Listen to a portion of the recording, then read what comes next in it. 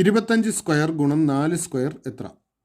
നമുക്കിവിടെ 25 സ്ക്വയർ ഗുണം 4 സ്ക്വയർ കാണണം. അപ്പോൾ ഇത് നമുക്ക് ഒന്ന് സിംപ്ലിഫൈ ചെയ്യണമെങ്കിൽ നമുക്ക് എളുപ്പമുണ്ട്. 25 സ്ക്വയർ ഗുണം 4 സ്ക്വയർ എന്നുള്ളതിനെ നമുക്ക് 25 ഗുണം 4 ദി ഹോൾ സ്ക്വയർ എന്ന് എഴുതാം. 25 ഗുണം 4 എത്രയാണ്? 100. അപ്പോൾ 100ൻ്റെ സ്ക്വയർ വരും. 100ൻ്റെ സ്ക്വയർ കാണാൻ എളുപ്പമുണ്ട്. 1 എഴുതിയിട്ട് ഈ തന്നിരിക്കുന്ന പൂജ്യങ്ങളുടെ ഇരട്ടി പൂജ്യം ഇട്ടാൽ മതി. അതായത് 1 എഴുതിയിട്ട് 4 പൂജ്യങ്ങൾ കൊടുക്കുക. 10,000. അപ്പോൾ ശരിയുത്തരം ഓപ്ഷൻ ബി 10,000. 48 കിലോമീറ്റർ പെർ മണിക്കൂർ ശരാശരി വേഗത്തിൽ സഞ്ചരിക്കുന്ന ഒരു ബസ് 5 മണിക്കൂർ കൊണ്ട് എത്ര ദൂരം യാത്ര ചെയ്യും? ഇവിടെ ബസ്സിൻ്റെ വേഗത നൽകിയിരിക്കുന്നത് 48 കിലോമീറ്റർ പെർ മണിക്കൂറാണ്. അതായത് 1 മണിക്കൂറിൽ ശരാശരി 48 കിലോമീറ്റർ സഞ്ചരിക്കും. അപ്പോൾ 5 മണിക്കൂർ കൊണ്ട് സഞ്ചരിക്കുന്ന ദൂരം കിട്ടുന്നതിനായിട്ട് 48നെ 5 കൊണ്ട് ഗുണിച്ചാൽ മതി. അതായത് 240 എന്ന് കിട്ടും. അപ്പോൾ 240 കിലോമീറ്ററാണ് ശരിയുത്തരം ഓപ്ഷൻ സി. 1 മുതൽ 100 വരെയുള്ള എണ്ണൽ സംഖ്യകളുടെ ശരാശരി എത്ര? നമുക്കിവിടെ 1 മുതൽ 100 വരെയുള്ള എണ്ണൽ സംഖ്യകളുടെ ശരാശരി കണ്ടുപിടിക്കണം. അപ്പോൾ അതിനായിട്ട് നമുക്കൊരു ഷോർട്ട് കട്ട് ഉണ്ട്. ആദ്യത്തെ n എണ്ണൽ സംഖ്യകളുടെ ശരാശരി n+1/2 ആണ്. ആദ്യത്തെ n എണ്ണൽ സംഖ്യകളുടെ ശരാശരി n+1/2.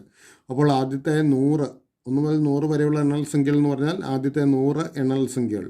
അവയുടെ ശരാശരി കാണാൻ 100നോട് 1 കൂട്ടി അതിനെ 2 കൊണ്ട് ഡിവൈഡ് ചെയ്യുക. അതായത് 101/2 എന്ന് വരും. 101ൻ്റെ പകുതി 50.5 എന്ന് വരും. ഓർക്കുക, 100ൻ്റെ പകുതി 50, 1ൻ്റെ പകുതി 1/2, 50.5. അപ്പോൾ ശരിയുത്തരം ഓപ്ഷൻ ഡി 50.5. 3 ഗുണം 25 മൈനസ് 32/4 പ്ലസ് 10 മൈനസ് 18 എത്ര? നമുക്കിവിടെ 3 ഗുണം 25 മൈനസ് 32/4 അധികം 10 മൈനസ് 18 കണ്ടുപിടിക്കണം. അപ്പോൾ നമുക്കിതിലെ ഗുണനക്രിയയും ഹരണക്രിയയും നമുക്ക് ആദ്യം ചെയ്യാം. അതായത് 3 ഗുണം 25ഉം 32/4 നമുക്ക് ആദ്യം കണ്ടുപിടിക്കാം. 3 ഗുണം 25 75 വരും. 32/4 8. അപ്പോൾ ഇത് 75 മൈനസ് 8 എന്ന് വരും. 75 മൈനസ് 8 സമം 67 ആണല്ലോ. അപ്പോൾ ഇത്രയും ഭാഗം 67 വരും. ബാക്കി 67 പ്ലസ് 10 മൈനസ് 18.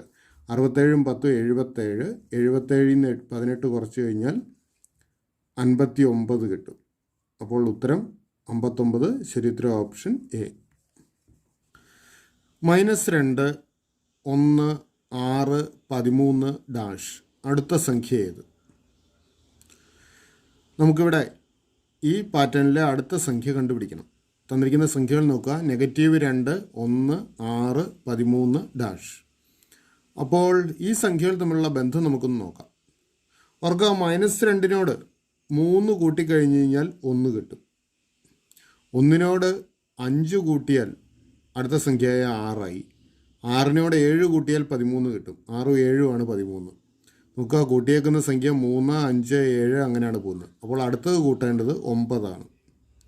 13നോട് 9 കൂട്ടിയാൽ 22 വരും. അപ്പോൾ അടുത്ത സംഖ്യ 22. ശരിയുത്തരം ഓപ്ഷൻ എ. 225 മീറ്റർ നീളമുള്ള ഒരു തീവണ്ടി മണിക്കൂറിൽ 54 കിലോമീറ്റർ വേഗത്തിൽ സഞ്ചരിക്കുമ്പോൾ പാതവക്കിലെ ഒരു പോസ്റ്റിനെ തരണം ചെയ്യാൻ എത്ര സമയമെടുക്കും? ഇവിടെ തീവണ്ടിയുടെ വേഗത 54 കിലോമീറ്ററാണ്. നമുക്കതിനെ മീറ്റർ പെർ സെക്കൻഡിലേക്ക് മാറ്റണം. അതിനായിട്ട് 54നെ 18ൽ 5 കൊണ്ട് ഗുണിച്ചാൽ മതി. ഓർക്കുക, കിലോമീറ്റർ പെർ മണിക്കൂറിൽ തന്നിരിക്കുന്ന അളവിനെ മീറ്റർ പെർ സെക്കൻഡിലേക്ക് മാറ്റുന്നതിനായിട്ട് 18ൽ 5 കൊണ്ട് ഗുണിക്കുക. 54നെ 18 കൊണ്ട് ഹരിക്കാൻ പറ്റുന്ന സംഖ്യയാണ്. 54നെ 18 കൊണ്ട് ഹരിച്ചാൽ 3 കിട്ടും. 3 ഗുണം 5 15 മീറ്റർ പെർ സെക്കൻഡ് വേഗത. അല്ലെങ്കിൽ 1 സെക്കൻഡിൽ തീവണ്ടി 15 മീറ്റർ സഞ്ചരിക്കും. ഇനി തീവണ്ടി ഒരു പോസ്റ്റിനെ തരണം ചെയ്യാൻ, അല്ലെങ്കിൽ ഒരു പോസ്റ്റ് കടന്നു പോകാനായിട്ട് തീവണ്ടിയുടെ നീളത്തിൻ്റെ അത്രയും ദൂരം സഞ്ചരിക്കണം. അതായത് ഇവിടെ തീവണ്ടിയുടെ നീളം 225 മീറ്ററാണ്. അപ്പോൾ ഈ തീവണ്ടി പോസ്റ്റ് കടന്നു പോകാനായിട്ട് 225 മീറ്റർ ദൂരം സഞ്ചരിക്കണം. ഇവിടെ തീവണ്ടിയുടെ വേഗത 1 സെക്കൻഡിൽ 15 മീറ്ററാണ്. അപ്പോൾ 225 മീറ്റർ സഞ്ചരിക്കാനായിട്ട് തീവണ്ടി എത്ര സമയം എടുക്കുമെന്ന് കണ്ടുപിടിക്കണം. അതിനായിട്ട് 225നെ 15 കൊണ്ട് ഹരിക്കാം. 225നെ 15 കൊണ്ട് ഹരിച്ചു കഴിഞ്ഞാൽ 15 എന്ന് തന്നെ നമുക്ക് ഉത്തരം കിട്ടും. അപ്പോൾ 15 സെക്കൻഡ് സമയം കൊണ്ട് തീവണ്ടി പോസ്റ്റ് കടന്നു പോകും. ശരിയുത്തരം ഓപ്ഷൻ ഡി 15 സെക്കൻഡ്. 2 1 16 3 64 5 എത്ര? നമുക്കിവിടെ 2 1 16 3 64 5 കണ്ടുപിടിക്കണം. ഭിന്നസംഖ്യകൾ കൂട്ടണമെങ്കിൽ അവയുടെ ഛേദം തുല്യമാക്കണം. നോക്കുക, ഇവിടെ 16നെ 4 കൊണ്ട് ഗുണിച്ച് കഴിഞ്ഞാൽ 64 കിട്ടും. അതുപോലെ 2നെയും നമുക്ക് 64 ആക്കാം, 32 കൊണ്ട് ഗുണിച്ചാൽ മതി.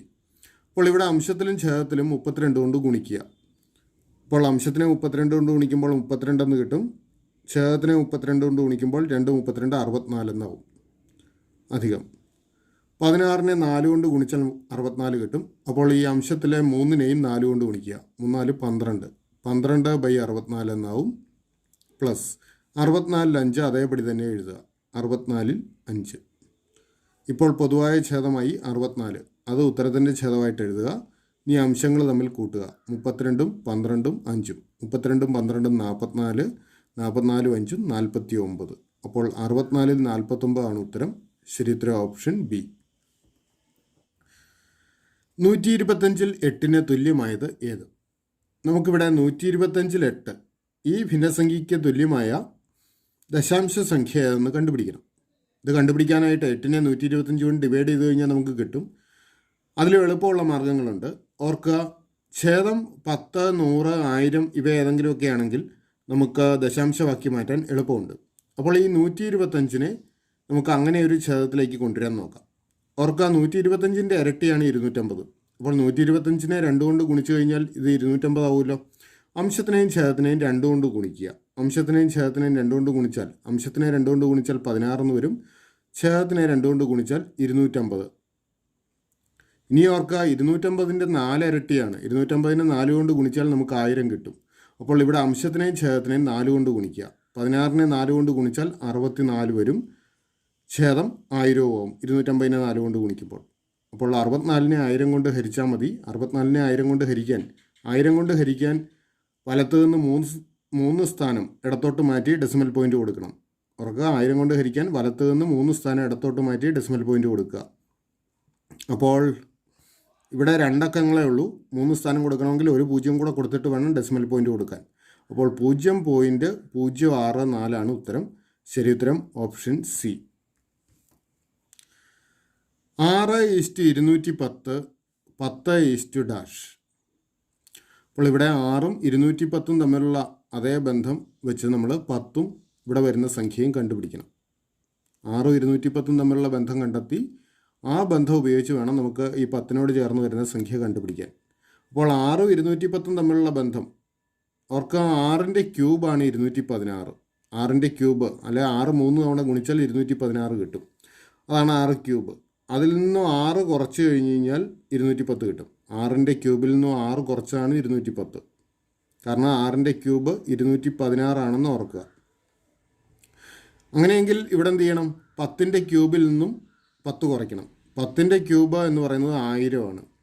1000ത്തിൽ നിന്നും 10 കുറച്ച് കഴിഞ്ഞാൽ 990 കിട്ടും. അപ്പോൾ ഇവിടെ വരേണ്ട സംഖ്യ 990. ശരി ഉത്തരം ഓപ്ഷൻ ബി. ഒറ്റയാനെ കണ്ടെത്തുക. 179 157 113 164. അപ്പോൾ ഈ സംഖ്യകളിൽ വേറിട്ട് നിൽക്കുന്ന സംഖ്യ കണ്ടുപിടിക്കണം. വളരെ ഈസി ആയിട്ട് തന്നെ കാണാം. 164 വേറിട്ട് നിൽക്കുന്നത്. പ്രത്യക്ഷത്തിൽ കാണാവുന്നൊരു ബന്ധമാണ്. ആദ്യത്തെ 3 എണ്ണം ഒറ്റ സംഖ്യകളാണ്, 164 ഇരട്ട സംഖ്യകളാണ്. അതുകൊണ്ട് തന്നെ ശരി ഉത്തരം ഓപ്ഷൻ ഡി 164. ഇനി മറ്റൊരു പ്രത്യേകതയും കൂടെയുണ്ട്. അതായത് 179 157 113 ഈ 3 സംഖ്യകളും അഭാജ്യ സംഖ്യകൾ അഥവാ പ്രൈം നമ്പേഴ്സാണ്. എന്നാൽ 164 പ്രൈം അല്ല. അപ്പോൾ ആ രീതിയിലും ഉത്തരം വരുന്നത് 164 തന്നെയാണ്. ശരി ഉത്തരം ഓപ്ഷൻ ഡി.